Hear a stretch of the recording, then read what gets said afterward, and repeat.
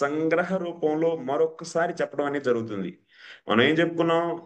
5వ అధ్యాయం నుంచి 12వ అధ్యాయం వరకి ఈ అధ్యాయాల్లో సర్గ మరియు విసర్గ అంటే ఏంటి, బ్రహ్మదేవుడు చేసిన సృష్టి గురించి కూడా చెప్పుకుంటాం అని చెప్పేసుకున్నాం. ఆ తర్వాత మళ్ళీ ఆ బ్రహ్మదేవుడు చేసేటువంటి సృష్టిని విసర్గ అంటారు. దాన్ని మళ్ళీ సంక్షేప రూపంలో 20వ అధ్యాయంలో కూడా మరొకసారి చూస్తాం. సో ఇలా మాటి మాటికి చెప్పిందే చెప్తారండి ఇక్కడ భాగవతంలో. ఎందుకు అంటే ఈ సృష్టి లీల గురించి మళ్ళీ మళ్ళీ చెప్పడం ఎందుకు జరిగింది అంటే, మనం మాయ అనేటువంటి శ్రీ మాయాదేవి యొక్క ఒడిలో మత్తుగా నిద్రపోతూ ఉన్నాం.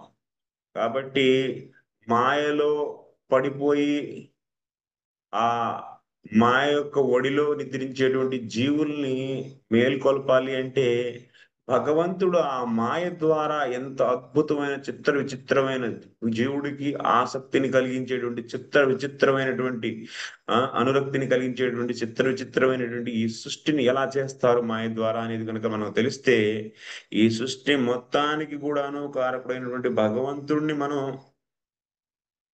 స్తుతించడం అనేది జరుగుతుంది. తద్వారా ఈ జీవుడు భగవంతుడు చేసినటువంటి తుచ్చమైనటువంటి మాయాశక్తి ద్వారా జరిగినటువంటి సృష్టి నుంచి వెలువడి భగవంతుడిని మనం సేవించుకునేటువంటి సంభవం అనేది కలుగుతుంది. కాబట్టి సో ఈ యొక్క లీలల్ని, ఈ యొక్క మాయ ద్వారా భగవంతుడు చేసేటువంటి సృష్టి లీలల్ని మాటి